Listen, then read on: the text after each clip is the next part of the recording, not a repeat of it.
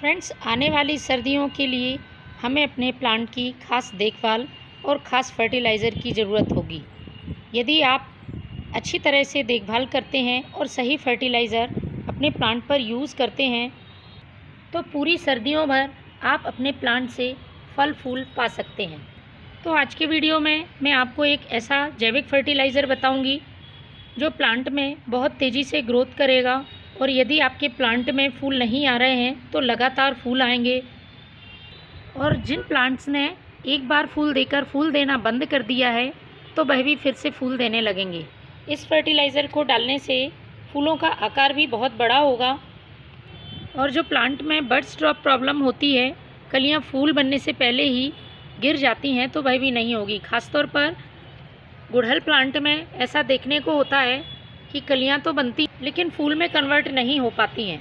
तो इस फर्टिलाइज़र से प्लांट को ज़रूरी पोषक तत्व मिलेंगे और पौधा अच्छी तरह से फूल खिला पाएगा।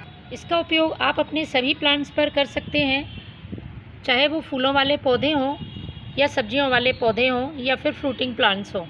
लेकिन फर्टिलाइज़र बताने से पहले मैं आपको प्लांट की देखभाल से संबंधित कुछ बातें बता देती हूँ जिनका ध्यान रखना ज़रूरी है, क्योंकि सिर्फ फर्टिलाइज़र डालने से काम नहीं चलेगा, पौधे की अच्छी तरह से देखभाल भी ज़रूरी है।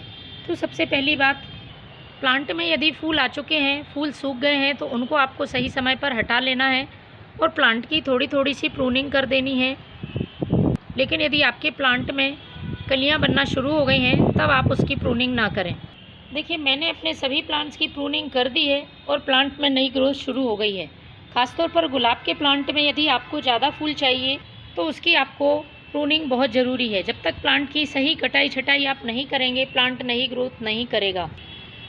तो ये काम आपको अपने प्लांट पे कर लेना है। सर्दियों में फ्लावरिंग करने वाले जो प्लांट हैं उनसे यदि आपको ज़्यादा फूल चाहिए तो आपको प्लांट को घना बनाना होगा। घना बनाने के लिए इसकी पिंचिंग ज़रूरी है।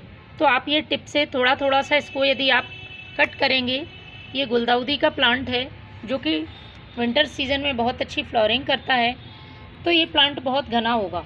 तो इस तरह से आपको प्लांट्स पर समय समय पर कटाई छटाई ज़रूर करनी है। दूसरा काम है मिट्टी को हल्का करना। मिट्टी की आपको 15 दिन में एक बार गुड़ाई करनी है। इस तरह से मिट्टी हल्की होगी तो आपके प्लांट्स की जड़ों को अच्छी तरह से हवा मिल सकेगी और पौधा बहुत अच्छी तरह से विकास कर सकेगा। यदि आपने सब्जियां लगाई हैं या फ्रूट्स प्लांट लगाए हैं तो उनको पूरी तरह से मैच्योर होने पर आप हार्वेस्ट करते रहें, जिससे कि और भी ज़्यादा सब्जियां और फल मिल सकें। यदि वाटरिंग की बात करें, बारिश रुक चुकी है, मिट्टी ड्राई है, तभी आपको पानी देना है। मिट्टी में बस नमी बनी रहनी चाहिए, ओवर वाटरिंग ना करें। और यदि बारिश हो रही है आपके यहाँ तो फिर आप सॉइल को चेक करके ही पानी दें। तो चलिए शुरू करते हैं एक पावरफुल फर्टिलाइज़र जिससे प्लांट को सारे पोषक तत्व मिल सकेंगे और प्लांट की जो भी समस्याएं हैं वो ख़त्म होंगी। तो फर्टिलाइज़र के लिए सबसे पहले मैंने यूज़ किया है इसमें बर्मी कंपोस्ट। मैंने 2 मुट्ठी बर्मी कंपोस्ट लिया है पौधे की अच्छी ग्रोथ के लिए और उसमें अच्छे फल फूल पाने के लिए। पोषक तत्वों से भरपूर ये बर्मी कंपोस्ट बहुत ही फ़ायदेमंद होता है। यदि आपके पास बर्मी कंपोस्ट नहीं है तब आप पुराने गोबर का खाद यूज़ कर सकते हैं। अपने प्लांट्स की संख्या के हिसाब से कम ज़्यादा इस खाद को बना सकते हैं। इसके बाद मैं इसमें ले रही हूँ 1 चम्मच नीम खली। नीम खली प्लांट की सॉइल में यदि इंसेक्ट होंगे या फंगस होगा तो उनको दूर करेगी, साथ ही इसमें जो पोषक तत्व हैं वो प्लांट की ग्रोथ के लिए मदद करेंगे। क्योंकि पौधे में यदि आपको अच्छी ग्रोथ, अच्छे फूल फल चाहिए तो उसका इंसेक्ट फ्री होना भी ज़रूरी है। तो हमें सॉइल को उपजाऊ बनाना ज़रूरी होता है। तो मैंने ये नीम खली ले ली है।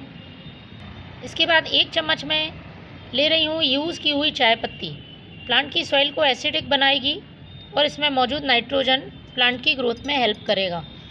आपके पास यदि यूज़ की हुई चाय पत्ती नहीं है तो आधा चम्मच आप फ्रेश टी लीफ का इस्तेमाल कर सकते हैं। चौथी चीज़ है ये एप्सम साल्ट, मैग्नीशियम सल्फेट इसका नाम है, खाने वाला नमक नहीं है।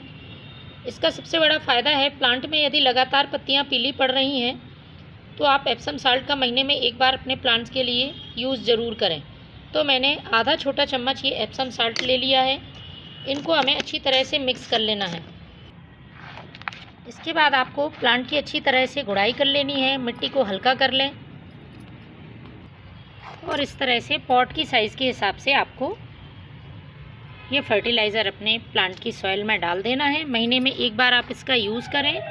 ये देखिए रोज़ प्लांट है ये, और पॉट काफ़ी बड़ा है, तो मैंने 2 मुट्ठी ये फर्टिलाइज़र डाल दिया है। इसके बाद आप वाटरिंग कर दें। इस तरह से फ्रेंड्स सभी प्लांट्स में आप इस फर्टिलाइज़र का भी यूज़ करें, तो पौधे में ग्रोथ भी अच्छी होगी और पौधा लगातार फूल देता रहेगा। Thank you.